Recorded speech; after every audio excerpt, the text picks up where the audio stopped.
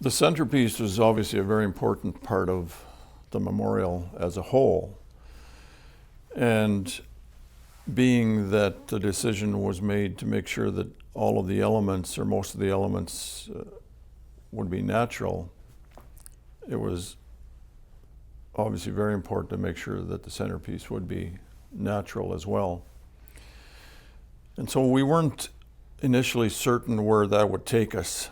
There were different ideas about bringing different objects from different communities together to create a centerpiece.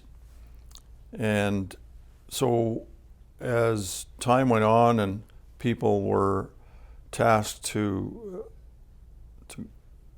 find or think about that, Donna and I in our travels throughout the province talked about that centerpiece and what it might look like. And so wherever we traveled, we kind of start to think about that and look at different objects, which really very quickly focused on it's got to be a rock or something like that that's symbolic of our, meaning Indigenous people's, connection to the land.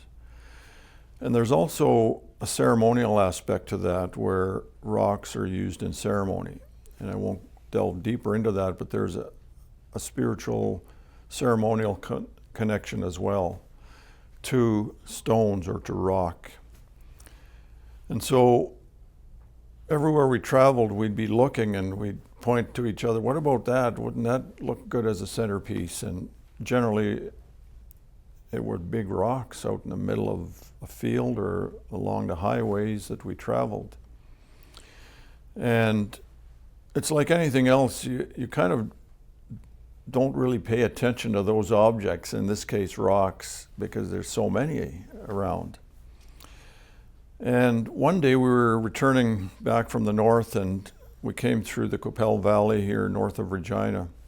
And there's this gravel road that goes to the west. And for some reason, I said to Donna, I'm going to go down this road here just to have a look. No other reason than to look maybe if there's something there that we might find of interest. And about 2 kilometers down that road, in a field on the south side, all by itself, was this large boulder. And I stopped and looked at Donna. I said, I need to have a closer look at that. So I walked out into this field, and it hadn't been touched. It was a grassy field adjacent to a summer fallow field. And I walked up to it and looked at it. One side is totally flat. It's about 6 feet high and about 4 feet square, maybe a little more. And in my mind, I could envision on the flat side, something that would depict the province and where the residential schools were situated. And because that's something we talked about as well. In the design, we have to make sure that we're able in some way to represent visually where all the schools were situated throughout the province. And I could see that in my mind's eye as I looked at this rock. So I said to Dawn, I think, this might fit what we need. So first thing, of course, is to find the owner of the land, and through some inquiries there locally, we were able to come into contact with the owner of the land. And I presented to him the idea that I had, and he said, just help yourself. It's been there forever and really no use to us. And I said, okay. So from there, my first step was to contact the elder that provided most of the guidance to us as a group during this whole process. And I talked to him, and he said, I'll come right out. And this is going back to how engaged these folks were in the whole process and their willingness to support me mainly, but also by extension, the whole initiative. He says, I'll be there, in a day, and we arranged a time for him to come out. And he drove out with me and had a look at it, and he says, yeah, that would work.